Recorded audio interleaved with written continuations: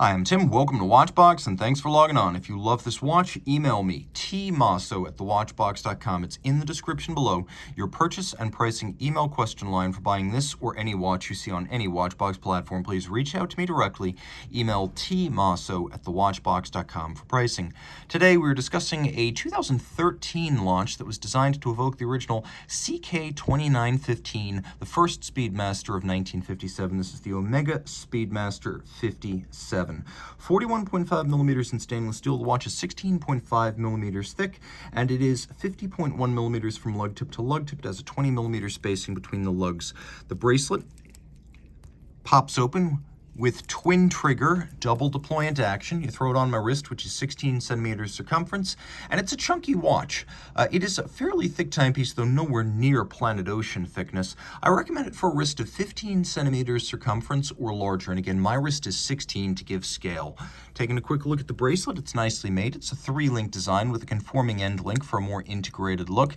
You can see the centers are polished, the flanks are satinated. There's a little bit of a taper to it, and it has polished outer edges with removable links fixed in place by screws. You can see there are 2 half links on this side, so you can fine-tune the fit. We have a thick gauge steel double folding deployant. It's a sequential, one side closes before the other. Twin trigger release, so it's going to stay shut until you press both triggers to open it. We have that vintage-inspired case band, no lyre-style lugs here, no crown guards either. We have a relatively sheer and narrow mid-case that's satin finished. There's a bevel that runs from one edge to the next. You can see the lug hoods are polished, so are the lug ends, and they're squared off. Pump-style pushers, press-down crown. You can see that there is the Omega logo on the crown. Turn the watch over. Quick look at the case back here.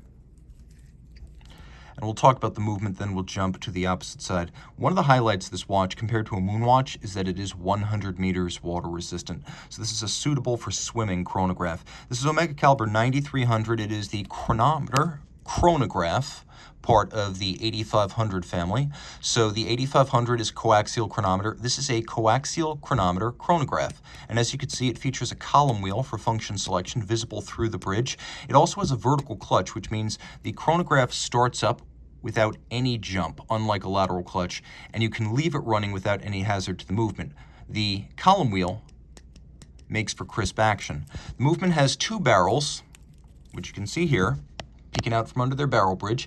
They give a very even release of torque. So for example, after 24 hours, when a single barrel movement like a Rolex 3235 is going to lose a lot of amplitude, with 2 barrels, you don't have that big drop off. 60-hour power reserve, 5 position adjusted, COSC chronometer, 54 pivot joules, and it beats away at a rate that is specific to Swatch Group watches that have silicone hairsprings. So the beat rate is 25,200 vibrations per hour, and yes, it does have an anti-magnetic silicone hairspring.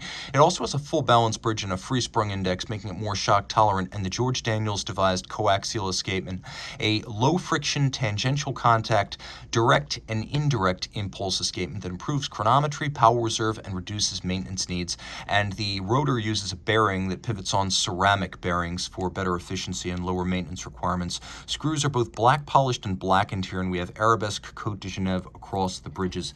On the dial side, you can see 2 more features of the movement. One is the hacking or stop seconds function. So you can pull the crown, everything stops. You also have the ability to independently set the local hour hand while everything continues to tick. You can see even the chronograph isn't interrupted as I jump time zones and travel the world with my watch. Now, another feature I like here on the 9300 is that you get a mono counter with both chronograph hours and chronograph minutes over at 3 o'clock. The advantage there is that you get a more balanced and less cluttered dial with a vintage twin register look, though you get triple register chronograph functionality. We have applied indices, we have the applied Omega logo, alpha style hands at center, we have a little date down at 6 o'clock, black to match the black dial, and you can see the dial is a black matte. We'll do a quick loom shot here. And you'll appreciate that Omega has loomed this watch extensively, up to and including the chronograph sub-registers. Reach out to tmosso@thewatchbox.com for purchase and pricing details of this Omega Speedmaster 57.